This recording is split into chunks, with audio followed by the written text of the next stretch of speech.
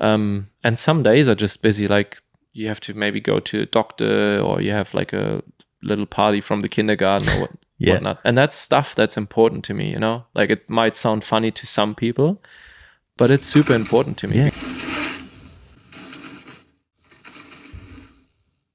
You mentioned the whole sleeping on the floor next to a kid that needs you there that time, and then you've got a training session the next day. I guess the risk of overtraining when your like non-training stress is high as a result of family life or higher, like how do you manage that and ensure that you keep like a healthy balance between training enough but not going too far when life's busy? Yeah, I think like there's just no rest when you're at home. There's always something happening. And then when the kids are in bed, you're like, okay, now I can do my stuff. Yeah. I can do maybe some office stuff, some emails and stuff like that. So it's definitely easy to overcook it.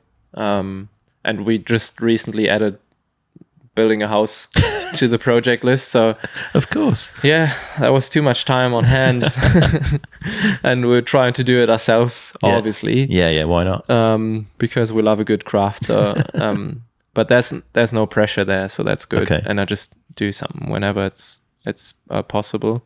But again, in that term, it's super helpful for me to have a trainer who knows me, who knows my life circumstances. And he like kind of can read my feedback in terms of we catch up and he'd be like, okay, I feel like you need some rest. So you're sharing some data and like commentary around soreness and how you're feeling and energy levels and stuff. Yeah. Okay. I'll try to keep him updated in terms of like we use Training Peaks as a tool. So he sees what I've done and what I didn't do. Yeah. And so he has the data. And then we also try to catch up or do voice messages. Okay. And he would hear my voice and get the feedback. And I'd say him like how the nights were with the kids maybe. And in general, they are good. Yeah. But, like in general, it's not every night. Yeah. So, and some days are just busy. Like you have to maybe go to a doctor or you have like a little party from the kindergarten or whatnot. And that's stuff that's important to me, like it might sound funny to some people, but it's super important to me because I want to be there and I want to be there for my kids and I want to see them grow up and I want to be part of it. Because I don't know, fast forward 10, 20 years, I don't care what position I did in a race, but if my kids are like not interested in me anymore because they feel like I wasn't interested in them, that would hurt big time. That's the biggest loss you can have, right? So balance all that. It helps massively to have someone who like kind of oversees that. And he's like, okay, well, you know what? You shouldn't worry about the session you skipped today. We just make it extra hard tomorrow. And then he puts in a savage set of intervals or something that kills me for like 3 days. So we work our way around. Yeah, that's cool, man. And you mentioned earlier, like your role at YT is that you're there as a racer, but you also have like an R&D side of things as well, where you're like integrating more maybe than some of the rest of the team with like the engineers back at YT. Yeah, just talk to us a bit about that and like how that works, what you've been up to, how you're getting on with it. Yeah, so straight away from when we like set up the whole deal, it was clear that is a part of my job, which is cool to me because it's also more like it kind of takes pressure from racing because my role is a bit bigger. Yeah. And when there are days where I can't like live as an athlete, let's say, and live up to my own expectations, let alone,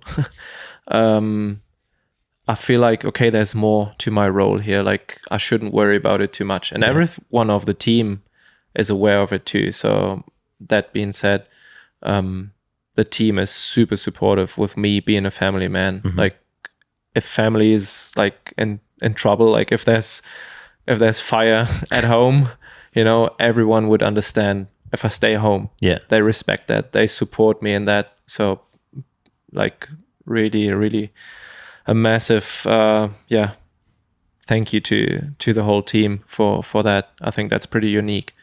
And so the R&D kind of thing was clear straight away because I started some development stuff with bulls as well. I did some like OE testing with suspension manufacturers for them, and that goes around like the same guy who tests for Bulls, RockShox OE specs would do it with YT. So you kind of know each other within the scene, and then he would maybe give feedback to the YT guys, or I've recently tested with Texi. So you kind of get a reputation for being a guy who can be tested with, because not every guy or every person who goes fast essentially feels what makes a bike fast, or some people makes are it just good. fast, right? And sometimes it's not about going fast. Yeah. For the majority of people who buy a bike, in the end, it's not. So, I kind of developed a little like standing for myself in that way, I would say.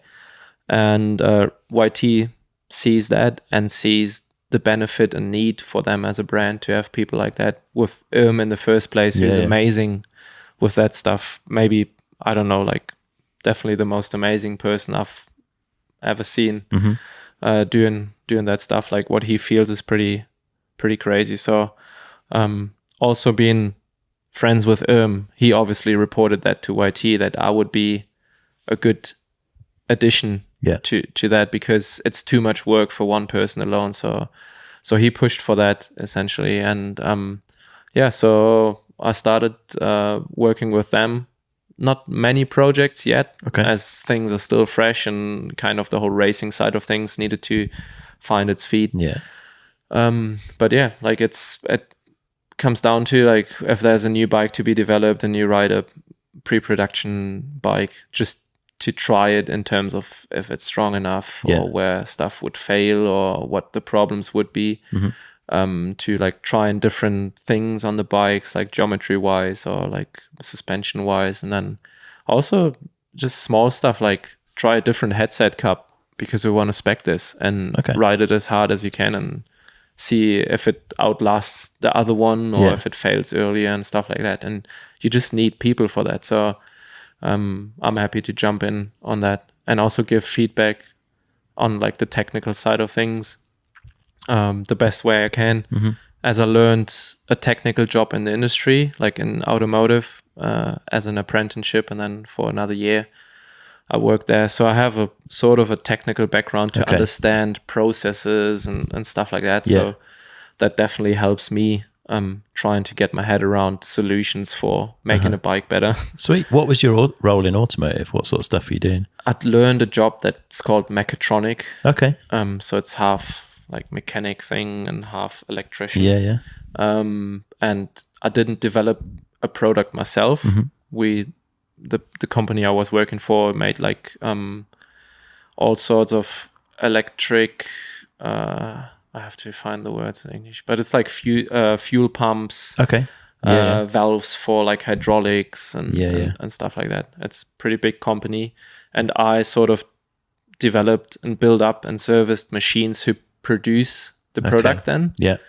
But it was also like R&D, because you need to find ways to make a process better. Stuff would fail, so you try to find better solutions and stuff like that. And essentially all the processes to make machines better and stuff, it's the same as working on the bike. So Nice. And do you see that as like a future, if racing comes to an end for you at some point, which I guess it does for everyone one day? Do you see like a longer term future in the bike industry with that? Would you rather be like a line spotter on the hill? Like what does the future look like, or what sort of things do you feel like you might end up going towards? It's definitely a perspective or an option, I'd say. I don't plan the future too much, to be honest. It's like, it's not that I live in the day, but you sort of develop chances and possibilities, and you see where life takes you. And but that's definitely a thing. And I mean, as we talk right now, I have massive passion for the sport. I'm a massive fan of the sport still, and so I want to be involved, and that's definitely a way to be involved. Also, I think there are possibilities to be involved with the team and stuff like that, but then you got to see if you still want to travel that much with family, or if you're over it at some point maybe. But it's definitely a way like a perspective, I'd say, Yeah. to be involved. And I want to develop myself there as well. I'm just as eager and competitive in that way, like being an athlete, also to like being a better test rider. I don't know, like work my head around solutions, educate myself about materials and stuff like that, and try to push for that. So as long as the company shares that with me and they feel like I benefit, I'm keen to stay part of that and Awesome. and stick with that pretty amazing family. Sweet. Life's good, man. Yeah.